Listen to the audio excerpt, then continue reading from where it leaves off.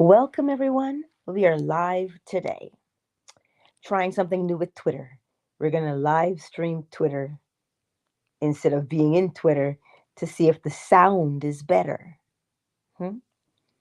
So let's give that a try today. And I won't be able to see who's there unless they identify themselves from Twitter. So let's test it out. Last night's lecture really struck a chord with me because of the word forgive. I know that that's a very challenging word for people in the world we live in, right? I know it is. But it's it struck a chord because when we forgive, you see, we tend to have the mentality of why should I forgive someone who has hurt me? Why should I forgive someone who was mean or cruel to me? Listen, you are not forgiving them because of what they've done to you. You are forgiving them because you have to move out of the state of unforgiveness.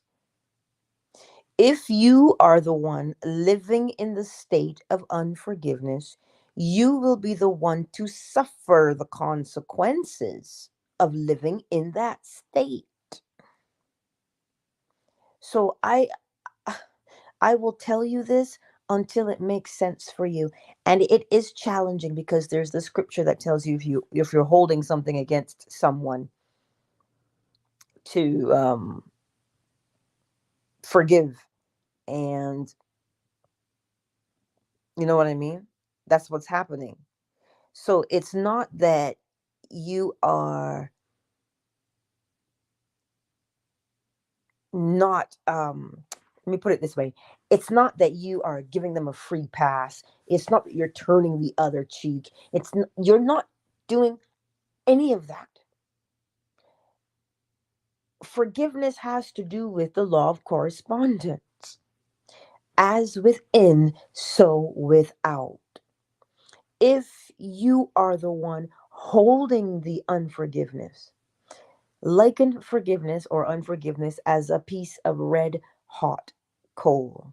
It's an ember, it's red hot, and you're going to hold it in your hand. Who's getting burnt here?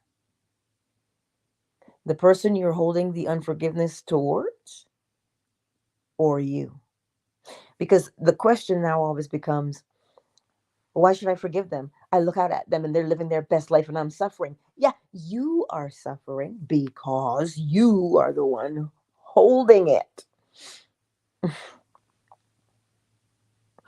If you exit the state of unforgiveness and enter the state of justice, that will serve you much better. You see, we seem to think that because we don't see something happening to someone, you know, they hurt you, they're not being punished. It looks like they're getting away with it. Nobody escapes the law. Nobody does. So even though it looks like they're getting off with something that they've done to you, they're getting away with it. Release yourself from a state of unforgiveness so that you will stop suffering.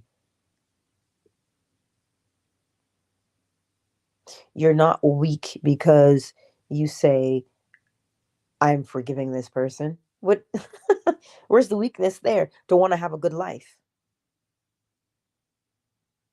right? You know how many times I've heard, why should I forgive them? They're a piece of garbage. Why should I? Look at the amount of venom that is coming from you when you say that. Out of the abundance of the heart, the mouth speaks. Whatever is in you is coming out, and you will experience it. So perhaps the encouragement would be to be selfish and to want your best interest. You see, we think that um, we think that we're somehow punishing the other person. You're not. What I'm really trying to convey, why that lecture struck me the way it did, is because there's only two people in my life. Wait, wait. Two people and an organization that I hold in my life from that state of unforgiveness. And every time I stop and I think about them, I'm in that state of unforgiveness. And let me tell you, boy, oh boy, oh boy, it is not beautiful at all. And it just makes me feel like the worst kind of thing. And yet, when I think of these people and I see them, they are living their best lives. How can I live my best life if I'm down here in this state? Do you realize how low unforgiveness is? You're going to be looking up at everybody, so everybody's going to be doing better than you because you're down there looking up.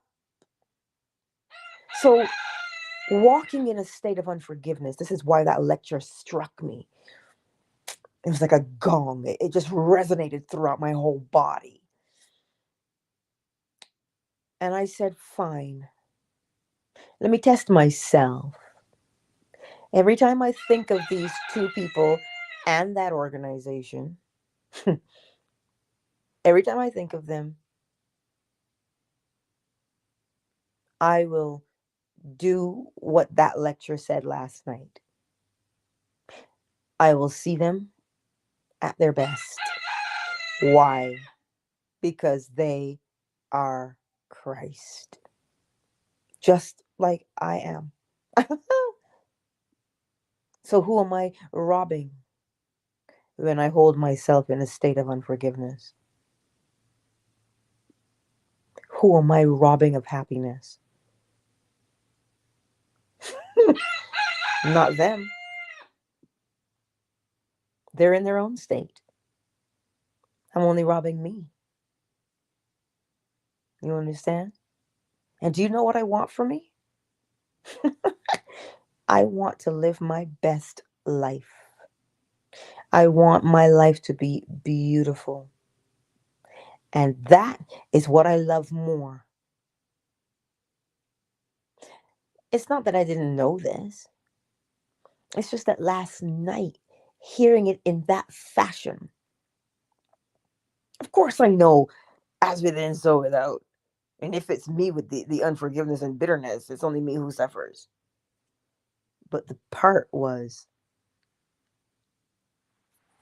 they are Christ. They are Christ. Even the organization, because the organization is ran by persons, you understand? They are Christ. You see, this is why also the scripture tells you that God is not mocked. As a man sows, so shall he reap. So if I'm out here in the world and I'm sprinkling these seeds of unforgiveness, well, then I want to have the audacity to say, oh my God, why is my life not changing?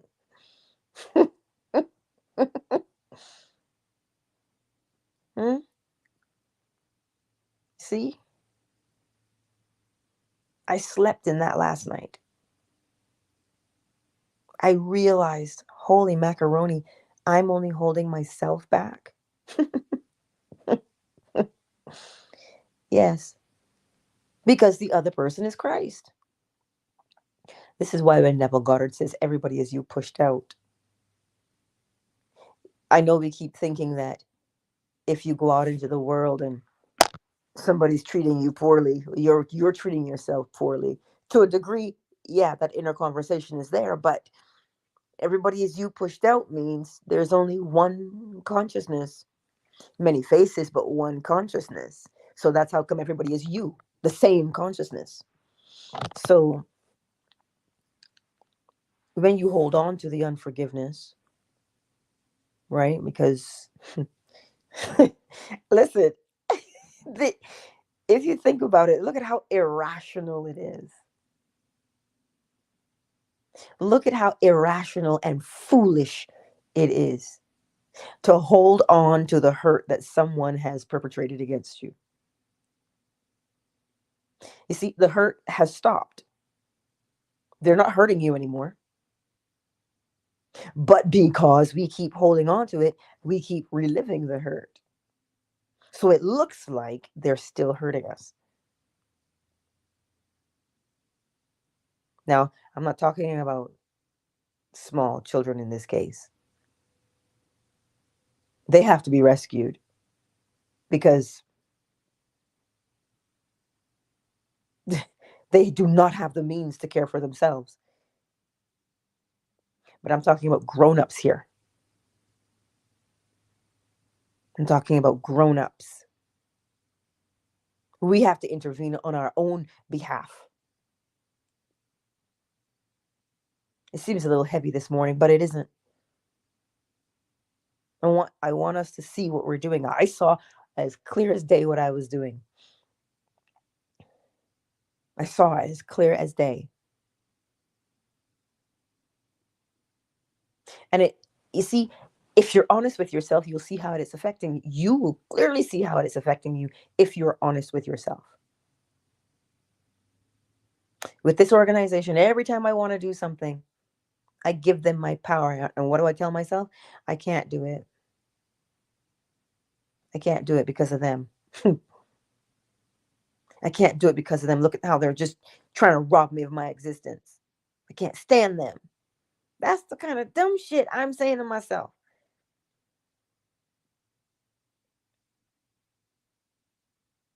Because why?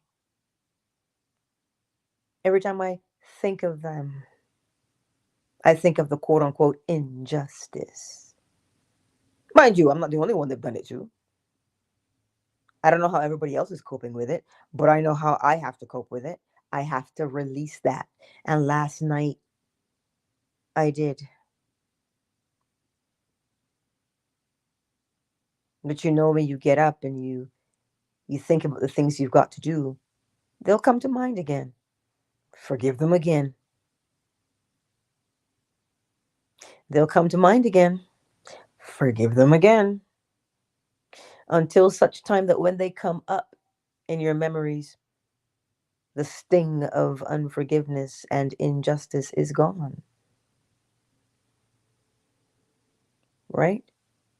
So this is why it is so important that we, as the scripture says, when you before you enter into prayer, if you have anything against anyone, forgive them. But that would be why. Remember, the scripture also says to come into his presence with thanksgiving in your heart. How can you come with thanksgiving if the heart is already full of unforgiveness?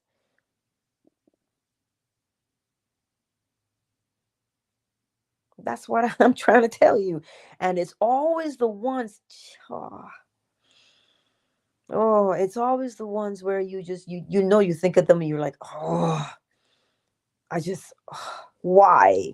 Why them? I could forgive anybody else, but why them? And it feels so challenging to forgive them. But I promise you, when you forgive them, your burden is lighter. Is that not what you want? You want to be walking through this world dragging that shit? Oh, come on. Now, that's a heavy burden, right? Because why should they get away with it? Nobody gets away with anything. But if you sit and plot their demise, it's like spitting in the wind, man. That's the best analogy I can tell you for unforgiveness. You want to hold on? Okay, listen. Hold on. If that's what you want to do, if that's what's going to bring you comfort, hold on to it. But I'm sitting here and I'm telling you, the longer you hold on, the longer you suffer. And is that what you want for your life? I didn't think so. Everybody wants to have a good life, do they not? You do. When you forgive, you are forgiving yourself, because there is only one person. So this is why in scripture, because remember the lecture last night, when Job prayed for his friends, he was released, because it wasn't his friends he was praying for. It only looked like he was praying for his friends. So it only looks like you're forgiving them of their quote unquote wrongdoing. It only looks like it. But the only one bound by it is you. It ties up all, what do they say? Run into my mind rent free. They're taking up all of your mental energy. And if you are mentally exhausted from holding on to unforgiveness, how can you use any of that mental energy to do what? To enter the state of the wish fulfilled, move into a new attitude. How are you going to do that? But listen, by the time you get there, you are so tired, you don't even have it in you to do it for yourself. But if you change your perspective, remember, life is such that it flows beautifully. It does. It flows beautifully. The path of least resistance is what it takes. So if you're holding on, here's something to help you. The person you are looking at, like I said last night, if it hurts you that bad to look at them, well, shut your eyes. Don't look at them then. Don't look at them with your physical eyes. Look at them with your spiritual eyes, and you will recognize that you are only looking at yourself. Because if I treated you with that attitude, that I am only looking at myself, good God Almighty, do you know what state I would elevate myself to?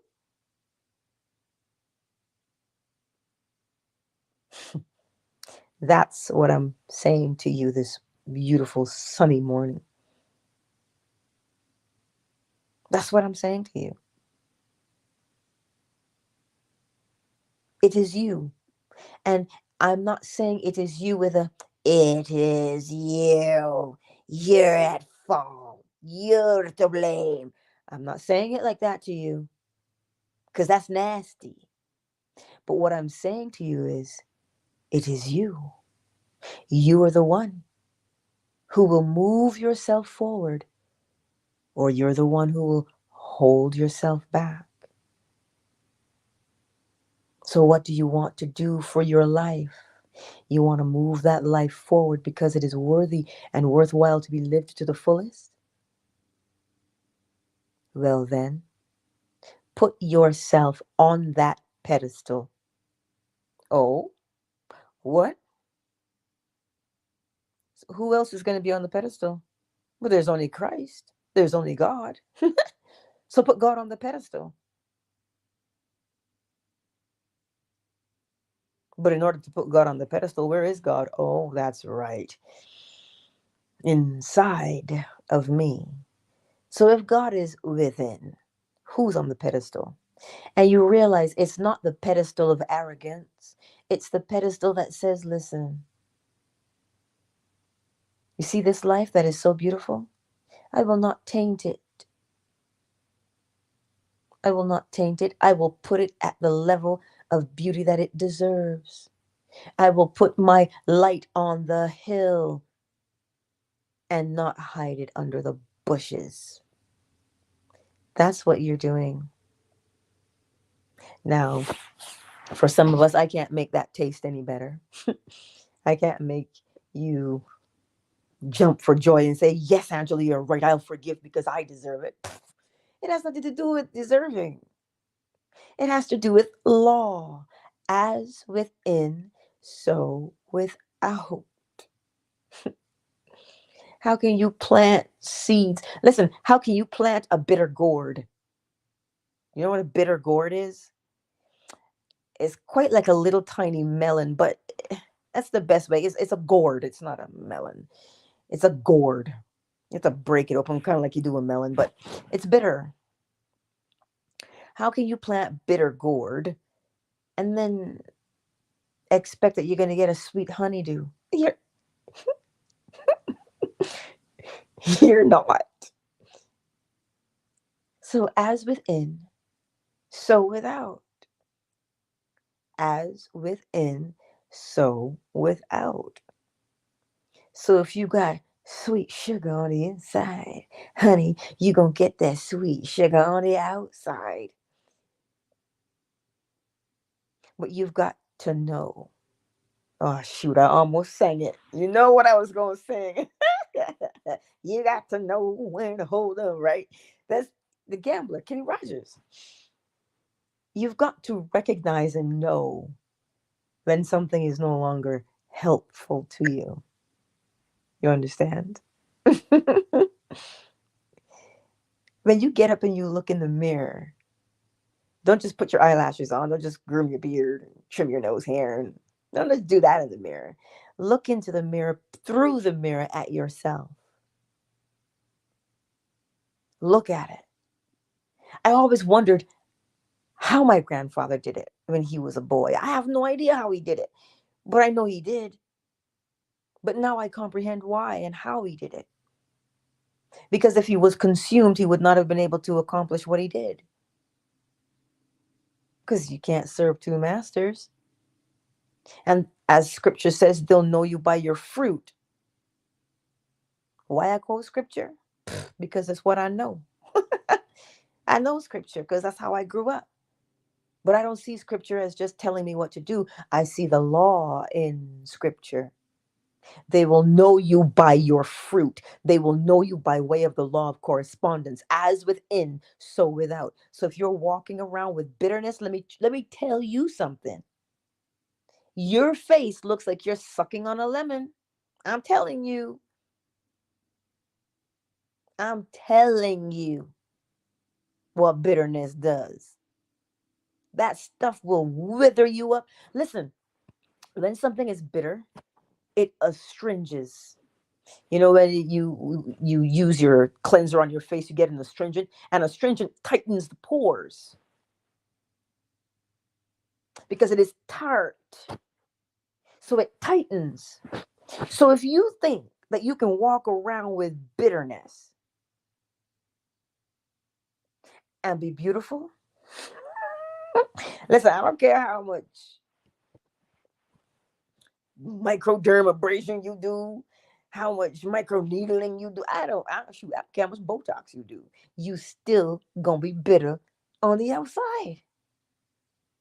So do yourself a favor. You want to be beautiful? It is from within. As within, so without. This is why if you get around someone who's really handsome or really beautiful, because they look nice, but then they start talking and you're like, ugh, really? That's what you are? Then they all of a sudden become what they are, ugly, right? Uh, You know this better than I. I'm giving you as many examples today. Here's the word that we learned last night: to goad you into your change. To goad. It's what you do with cattle, with the cattle prod. You're goading them into action.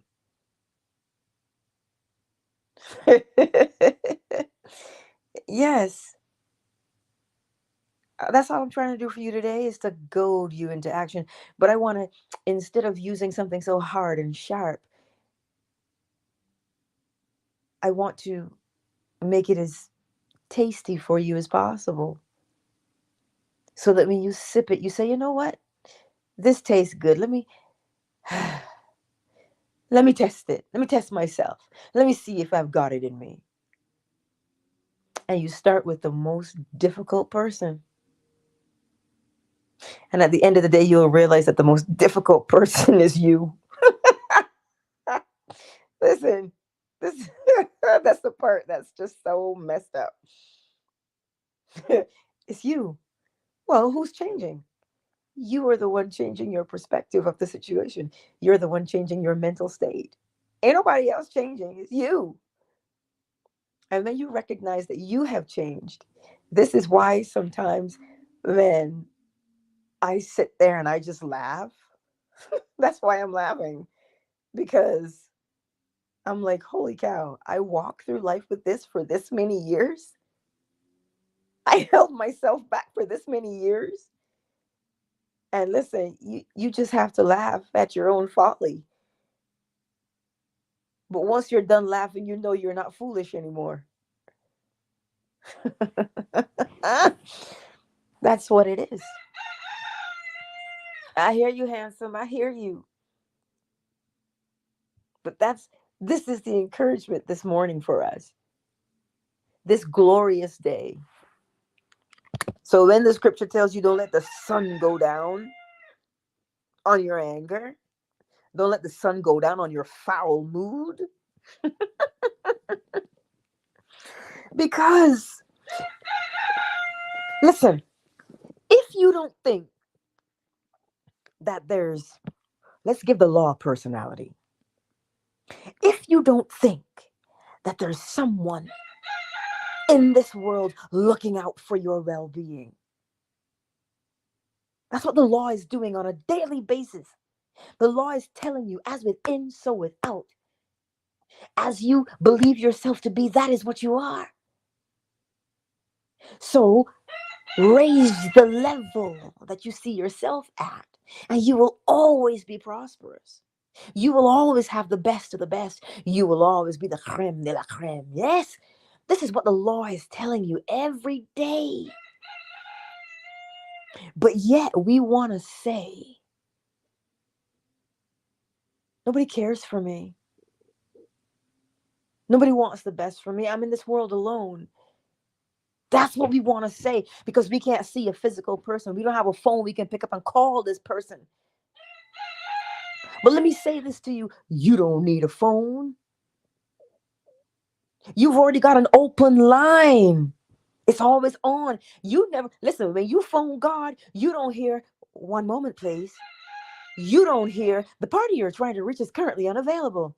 You don't hear, the person you're called has been temporarily disconnected. You don't hear any of that. Listen, the phone doesn't even ring. All you hear is, what's going on? Tell me. Let me help you. That's what you hear. Before you're even done thinking it, all you hear is, take my burden upon you, because my yoke is light. You hear, cast your cares on me. That's what you hear. So today, be encouraged and know it only appears. It only appears as if you are in this world alone. It only appears that way.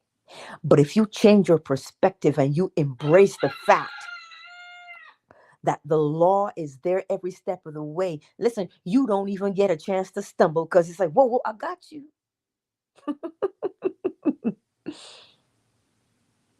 Right? If you can remember that part,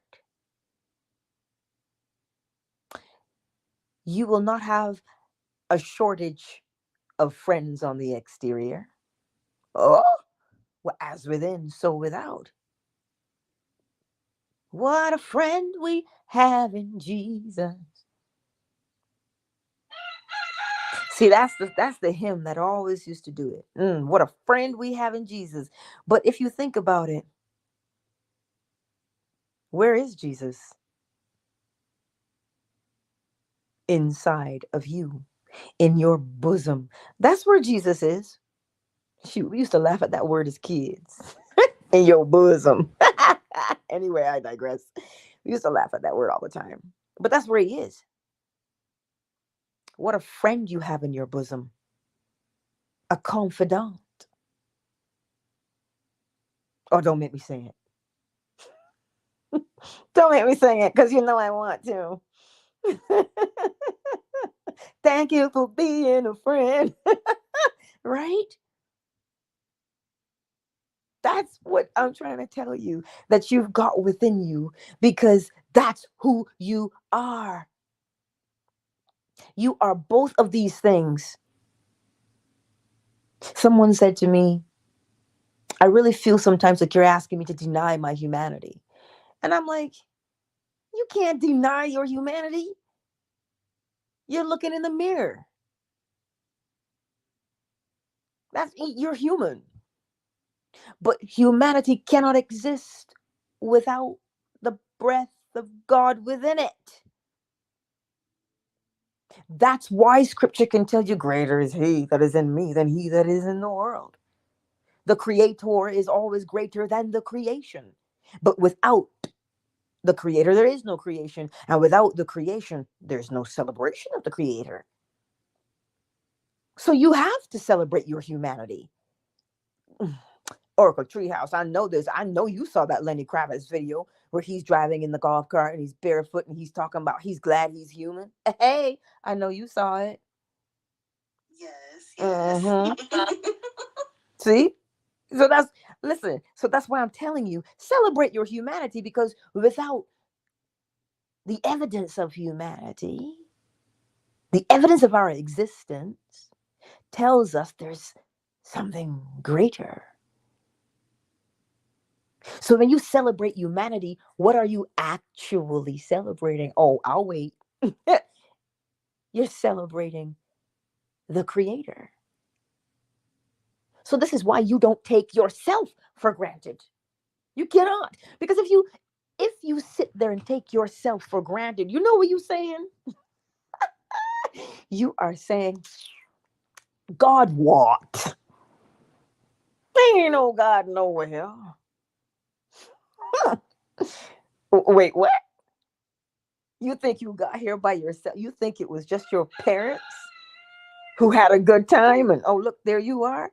Oh, man, my girl said that to me the other day. She said she was just thinking that her parents got together and had sex, and now she's just trying to figure out what to cook for dinner. And let me tell you something. I just love her so much. I had to laugh because it was the funniest thing I heard all day. But that's what we do, isn't it? But next time you want to celebrate, you should. If you celebrate your existence, do you know what kind of mental mood you've put yourself in? That's what I'm saying. You've just moved away from unforgiveness. You've moved away from injustice. You've just put yourself in gratitude. That's where you put yourself. And if you put yourself there and you celebrate the fact that you exist, do you have any idea what happens to your brain when you do that? Do you have any idea what happens to your body when you do that? You release endorphins. Oh my God, the happy hormone. Scientists tell you that endorphins are natural pain killers. But we walk around in a state of bitterness all day and unforgiveness all day and wonder why, oh my God, my neck hurts, on my back, on my knees, on my foot. You have to show the evidence of what is within. So are you holding yourself in pain? Listen, I'm just trying to show you how you are affecting your life because it was like somebody just put a spotlight on mine last night when I read that lecture. It was just bam, there it was. And I was like, ah, shoot. You know how roaches want to scurry? I wanted to run away from that light last night. I was like, no, don't show me that. I don't want to see it. Don't take away my comfort. That's what I wanted to say. Don't you dare take away my comfort. And I'm like, girl, the day you mistake unforgiveness and bitterness for comfort, you got problems. So what you doing? What are you doing? That's what we do. And here we have the keys. to free ourselves and to allow ourselves to live a beautiful existence. You think when the scripture says, I came to give you life and give it to you more abundantly, that he meant only in that area or only in this area? No. When you walk by way of law on a daily basis, your whole life, your whole existence, the culmination of everything that you do bears the fruit.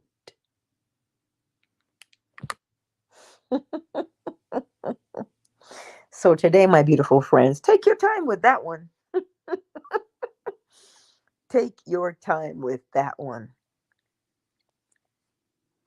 I am not going to call her name because I know how hard that is for me. But at the same time, I've just been given the strength to do it. Hello. I'm not talking about any person that I know here. I'm talking about my stepmother. Stepmother. Anyway, I digress. I digress. Right? Because let me tell you something. It does something to you when someone can pick up the phone and call you and say, they don't even say hello. They say, because I said hello, and they say, let me tell you why I don't like you. Well, I said, put the brakes on. I said, what?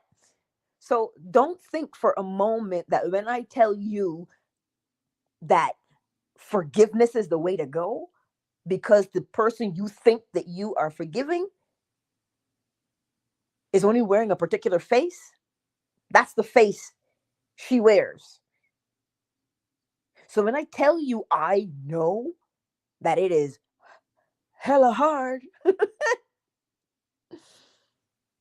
don't get it twisted. I am well aware.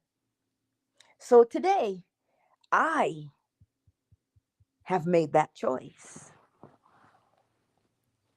I ain't gonna let nobody walk around in here steal my joy. And they're not even stealing it. I open the window and say, here, look, here's joy, take it. That's what we do. So you've got to decide. You've got to decide. And what makes it easier is that it is God, it is Christ, only wearing her face. Huh. So I have to close my physical eyes and open my spiritual eyes to see the face of Christ. Because seeing the face of Christ will prevent me from crime. You get what I'm saying to you? I know it is challenging. I know. But all you have to do is be willing to change. And as long as you're willing, the grace and the mercy of the law comes along and says, I'll take it from here. But you just got to be willing. And you'll find that it is a lot simpler to get through. You hear what I'm saying to you this morning? Anywho, let us take a moment, shall we, to welcome everyone into the space. Because, I'm here having a good time. I just am. Now, Facebook, YouTube, and Twitter are all together today. And unless you identify yourselves, I can't see you. But here's who's identified themselves. Hello, checkmate. Say hello to your sister for me. Netter Rue Inspires Collection. Hey, hey, hey. I see you. Well, I will say this to you. The journey only appears to be bittersweet, my dear darling. But if you remember the law on a daily basis, the law now becomes honey, milk and honey and manna, all things sweet to make the journey better. Eh? Rone, beautiful, I see you. Wealthy Supreme, Rico. And hey, it's the better man. How you doing, stranger? It's good to see you. So, whoever is here on Facebook and Twitter, I see you too. Welcome.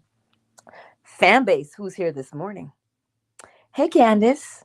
Bells is here. Dudu Surek. Did I say? Yeah, I see you. Happy is in the house. Joaquin. Afternoon Delight is in the house. Miss McQueen. Malik is here. Flo Smiles. Oracle Treehouse. And Miss Fawn. Welcome, everybody. Welcome. Hmm? Let me pop into the chat here because I want to catch everything. Exactly, Miss Fawn. Forgiveness is not saying what someone did to you is okay. It's to stop you from being kept in the bondage of unforgiveness. Yes, you're only free in you because the only person being bound is you. Right? And when you don't forgive, it causes all sorts of health issues. Yes. You see, a lot of people think that they can hide their thoughts. You can't hide them. Your body, as within, so without. But don't take my word for it. So yes, Miss Fawn, you're correct. And she also says the crazy thing is, while you're still holding on to the unforgiveness, the offender has gone on with their life. Yes, that's why I tell you, forgiveness is all the way down. Unforgiveness is all the way down there. So the only thing you can do is look up and see that they listen. Anything is up from there. So you can only ever see that they're having a good time because you're looking up. So yes, raise yourself. And I love it when you say, Miss Fawn, that you are the warden of the unforgiveness prison. So use the key to let yourself out by opening your heart and forgive. Hey, hey, hear it. Grand rising, beautiful Candace. What is your willingness to change? When you see a situation in your life that you're dealing with, and you acknowledge that you don't like it and you would prefer something else, you have now repolarized yourself. You've pointed yourself in a different direction. You've pointed yourself in the direction of change. And the moment you turn towards the direction of change, you confirm your willingness to change. You understand? So, this lovely day, don't hold yourself prisoner anymore. Listen, when I tell you that that lecture hit me, mm, but it did not hit me in a way that condemns. It hit me in a way, you were hit, yeah. But it was a most loving way that said, your ideal life is awaiting. It's just waiting for you to accept it, but your hands are full.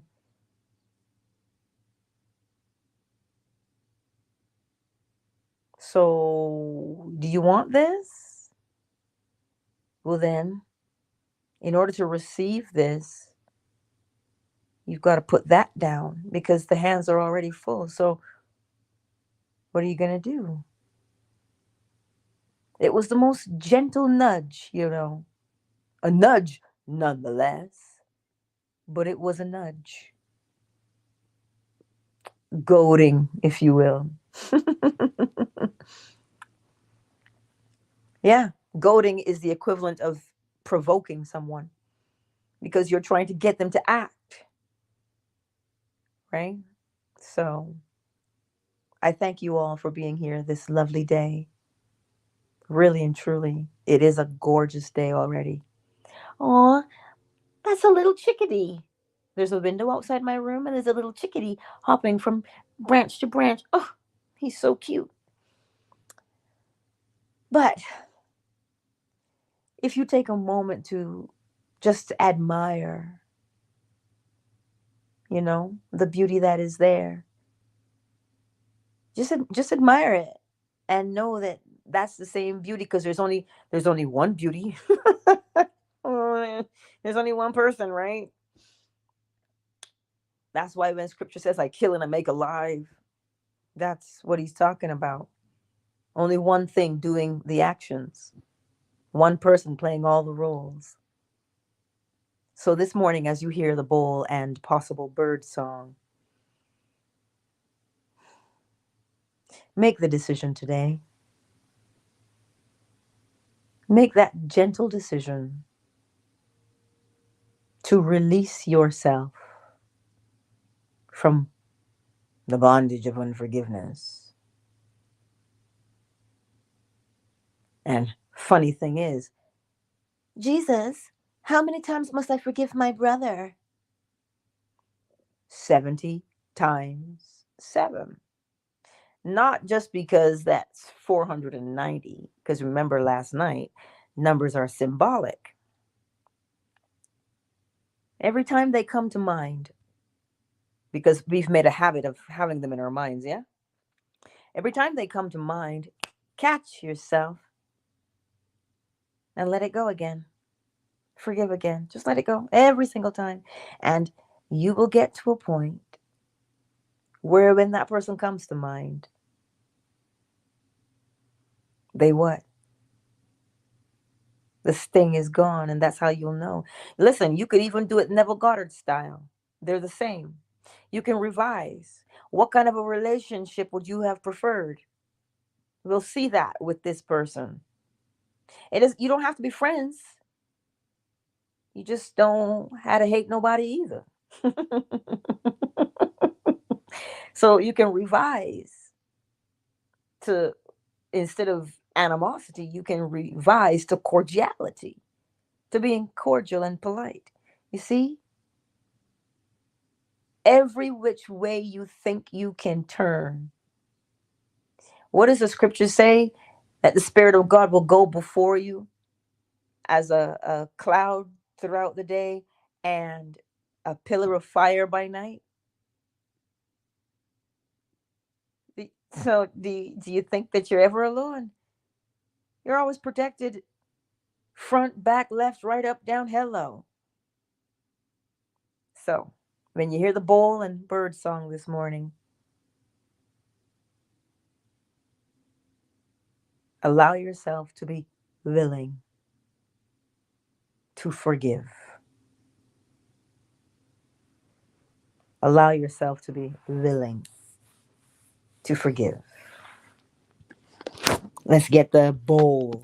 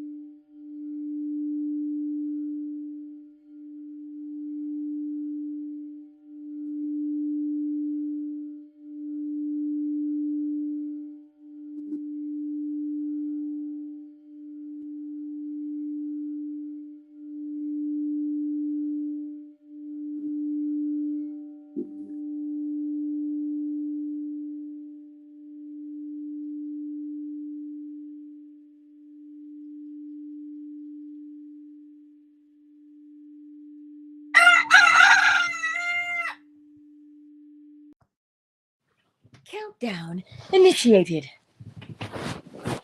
5, 4, 3, 2, 1. Much love to each and every one of you on this lovely day. YouTube, Facebook, Twitter, fan days. Thank you all for being here. And remember, free yourself.